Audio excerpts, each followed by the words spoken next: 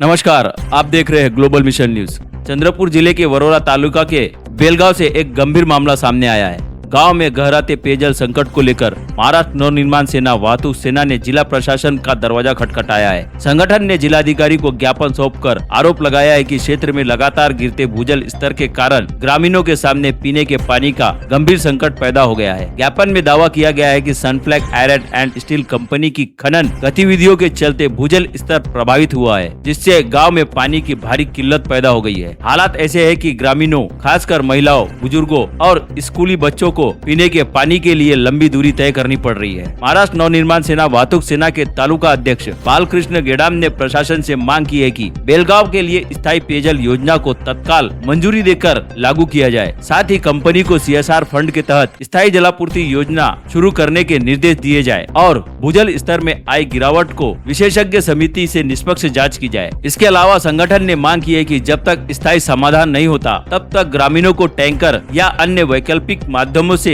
नियमित रूप से स्वच्छ पेयजल उपलब्ध कराया जाए। आइए सुनते हैं जिलाधिकारी को ज्ञापन सौंपने के बाद महाराष्ट्र नवनिर्माण सेना वाहतुक सेना के तालुका अध्यक्ष बालकृष्ण गेडाम ने क्या कहा। जय महाराष्ट्र। मी बाळू गेडाम, महाराष्ट्र सैनिक। आज आम्ही जिल्हाधिकारी कार्यालयामध्ये आलेलो आहोत।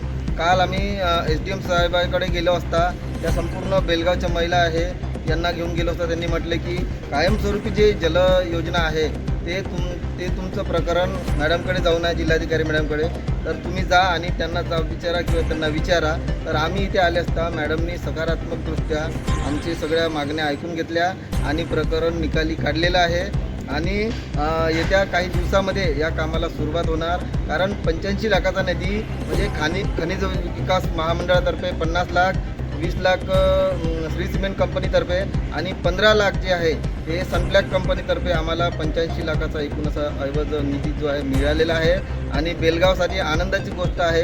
येत्या काही दिवसामध्ये बेलगावमध्ये कायमस्वरूपी वर्धा नदीचं पाणी हे येणार आणि सगळ्यामध्ये आनंदाचं वातावरण आहे। एवढे बोलतो आणि माझे 2 शब्द थांबवतो। जय हिंद, जय महाराष्ट्र।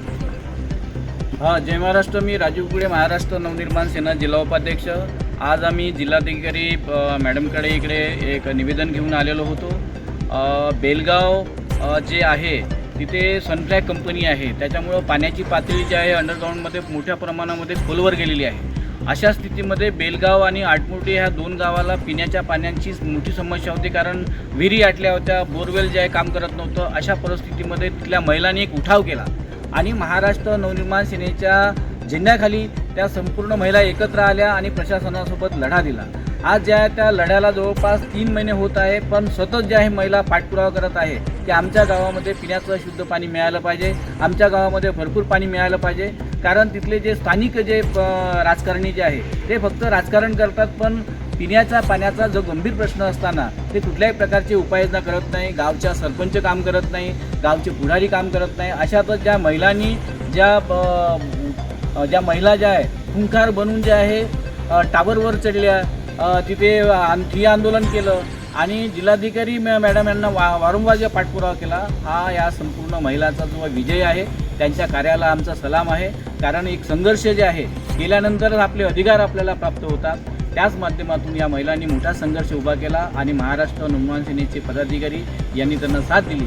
आज जे आहे त्या बेलगावमध्ये वर्धा नदीचं शुद्ध पिण्याचं पाणी ह्या महिलांना मिळणार आहे। कारण 85 लाखाचं जे मोठं जे फंड जो आहे जो त्यांना मिळालेला आहे आणि त्या संपूर्ण जे आहे जो अहवाल तयार होऊन त्या पद्धतीचं काम तिथे सुरू होणार आहे आणि पिण्याचं पाणी त्यांना मिळणार आहे। आणि त्यामुळं जे आहे आज जिल्हाधिकारी मॅडम यांनी जे शिक्कामोर्तब केलेलं आहे, तिथल्या इंजिनियरला सांगितलं आहे की तात्काळ जे आहे संपूर्ण जे आहे काम सुरू झालं पाहिजे आणि लवकरात लवकर हा विषय मार्गी लागला पाहिजे।